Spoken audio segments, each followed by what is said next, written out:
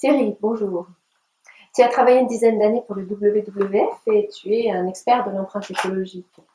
Peux-tu nous expliquer ce qu'on entend par objet écologique?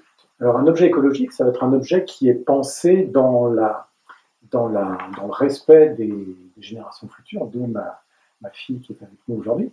Euh, et ça va se décliner en fait dans toutes les étapes de la conception de l'objet depuis sa fabrication jusqu'à son élimination.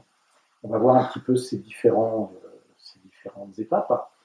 Euh, la première étape, donc la fabrication, déjà, on peut dire qu'un objet écologique, ça va être un objet, à la limite, qu'on n'a même pas besoin de fabriquer.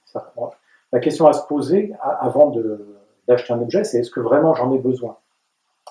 Si je prends un exemple, on a constaté qu'une perceuse dans un ménage français moyen était utilisée une demi-heure par an.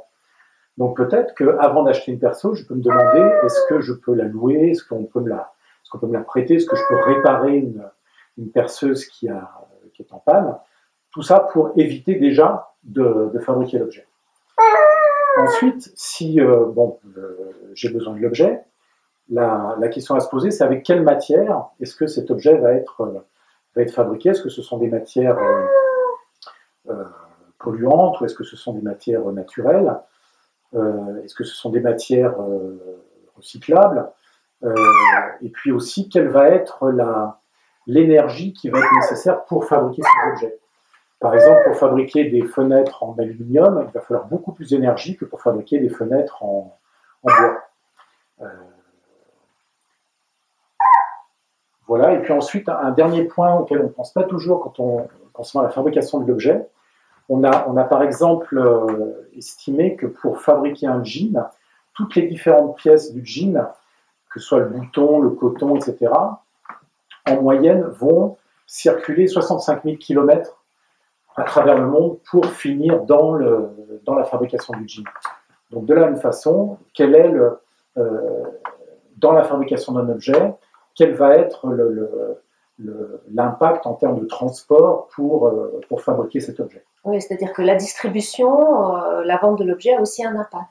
Alors la distribution, effectivement, ça va être l'étape suivante. Ça va être, voilà, moi en tant que consommateur, qu'est-ce qu'il faut comme énergie, comme transport pour que l'objet vienne à ma disposition? D'où effectivement un objet qui va être d'autant plus écologique qu'il aura été fabriqué, conçu localement.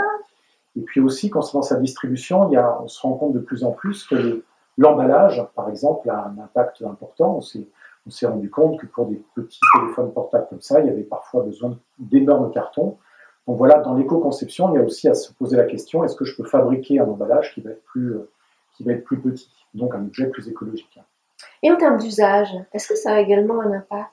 Alors en termes d'usage, tout à fait. Par exemple, les voitures, on considère que l'impact écologique de la voiture est supérieur dans son usage que dans sa fabrication.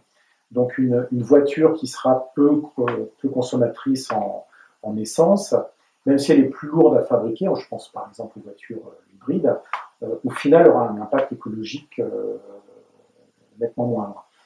Et puis l'usage, donc c'est bien sûr le fait de consommer le moins possible d'électricité si on parle d'ampoule, d'eau si on parle d'un lave-vaisselle, etc. Mais c'est aussi la durabilité de l'objet. C'est-à-dire qu'on est vraiment dans une démarche écologique, on cherche à passer du jetable au durable. C'est-à-dire que si on prend l'exemple d'un sac plastique, eh ben, plutôt que de prendre un sac plastique qui va être utilisé en moyenne 20 minutes et mettre 100 ans à disparaître, eh ben, on va prendre un sac réutilisable.